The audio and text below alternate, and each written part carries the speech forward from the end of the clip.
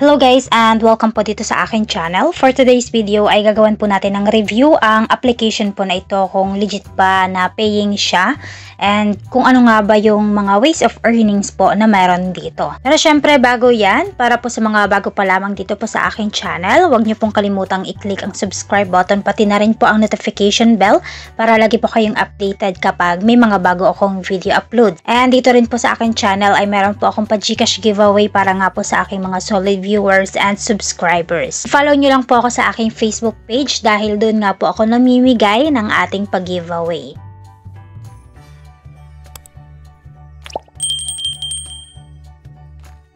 Okay guys, so umpisahan nga po natin kung papaano nga ba makapag-earn dito. Pero syempre, i-download nyo muna yung application. Para ma-download, i-click nyo lang po yung link na makikita nyo dyan sa my description list and pinned comment. Pagka-download po ninyo ay i-bind nyo lang sa inyo pong Google account para magkaroon nga po kayo ng sariling account dito. Okay guys, so unahin nga po natin yung kanilang main game na kung saan dito ay maglalaro nga lang tayo. So dito guys, i-click nyo lang po ang start. And dito nga po ang gagawin lang natin ay i-remove lang po natin yung mga screw.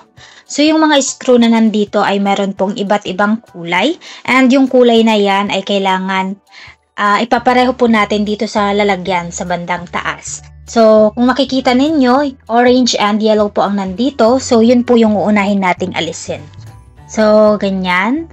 And then, halimbawa, wala po siyang kaparehong kulay na, pwede tayong magtanggal ng iba and then mapupunta po yan dito sa space, dito sa bandang baba.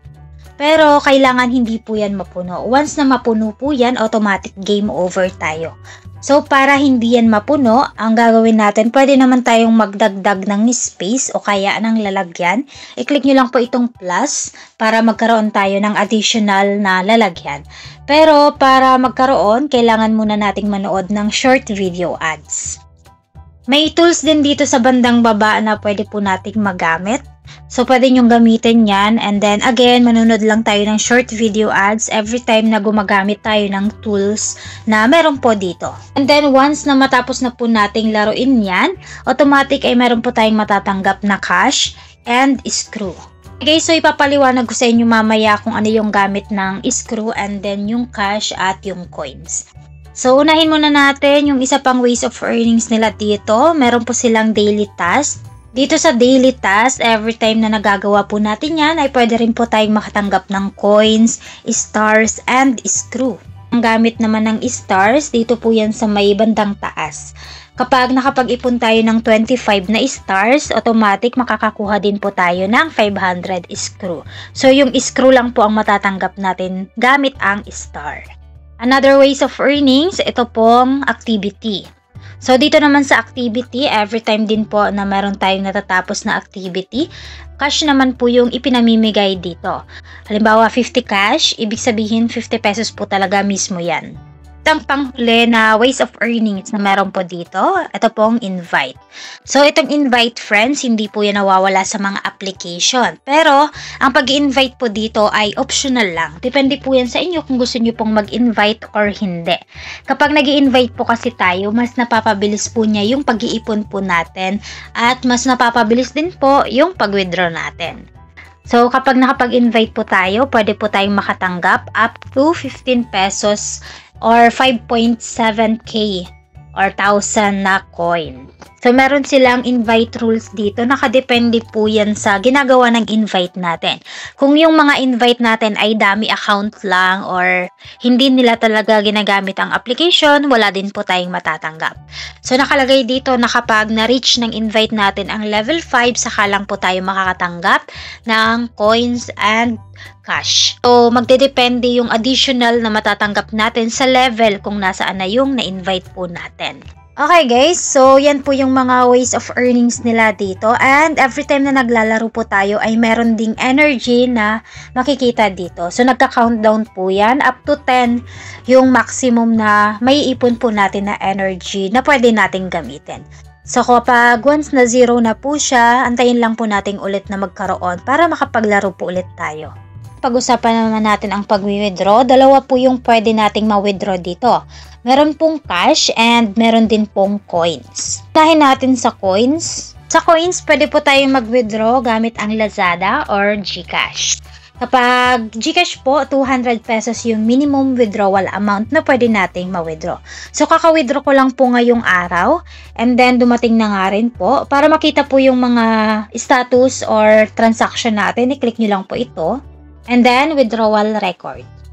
So, dito guys, makikita nyo yung latest na proof of payment ko. Last September 22, kung saan ngayong araw po yun. And then, 289.51 po yung winidraw ko. Process po yung nakalagay, ibig sabihin ay naisend na po yan. And natanggap ko na nga po yan sa aking GCash account. So, makikita nyo dito guys sa time, September 22 ng 4:32 PM. So, check po natin sa GCash account para makita ninyo kung gaano naman katagal or kabilis bago matanggap. Okay guys, so nandito na nga ako sa aking GCash. Punta tayo sa transactions. Dito meron nga akong na-receive na 289.51 pesos. And na-receive ko yan ng 4:35 PM. And dito 4:32 naman ang nakalagay. Ibig sabihin 3 minutes lang at na-receive ko na nga po kaagad itong aking na-request na payout. So, ang maganda po dito sa coins, kapag mag-withdraw po tayo, pwede po nating mai-withdraw lahat ng balance na meron po tayo. So, withdraw all po yung nakalagay dyan. So, next naman natin, itong cash. Magkahiwalay po yung cash at ang coins. So, kapag halimbawa, wala pa tayong sapat na ipon sa coins, pwede naman nating may withdraw yung dito sa may cash. So, magkaiba po sila. So, dito naman po sa cash, ang payment method po nila ay Lazada and GCash. And then, may required amount po dito kung magkano lang yung pwede po nating ma-withdraw. Hindi po siya katulad ng coins na pwede nating may withdraw lahat. So, dito po, pwede tayong mag-withdraw ng 550, 1,400, or 2,200. Meron na rin po akong proof of payment dito. Again, i-click nyo lang ito para sa transaction natin para makita. Dito nga po sa withdrawal record ko, nakapag-withdraw na po ako last August 30 ng 550 pesos. Makikita ninyo, process na rin po yung nakalagay dyan. Ibig sabihin, na-receive ko na po yan. And ngayong araw po, nag-withdraw po ulit ako. Ngayong September 22 ng 429 ng 1,400. And pending pa rin po ang nakalagay. So, mas mabilis pong dumating yung coins compare po dito sa cash.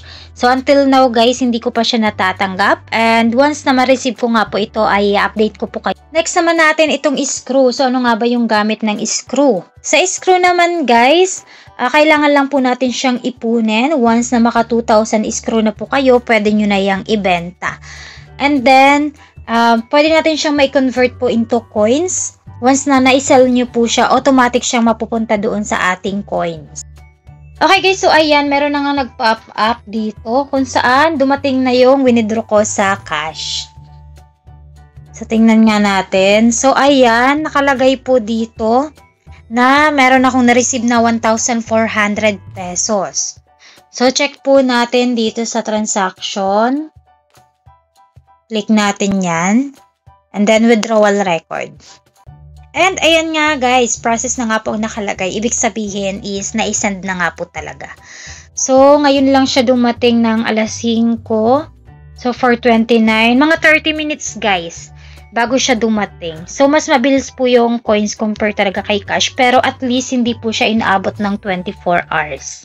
Okay guys, so ayan nga po yung review natin sa application na ito na talaga namang masasabi natin na legit at paying po talaga siya and libre lang. So, para sa mga gusto nga pong itry ang application na ito, pwede po kayong mag-download gamit po yung link na makikita nyo dyan sa my description list and pinned comment. So, yun lang guys for today's video. Thank you for watching and have a nice day.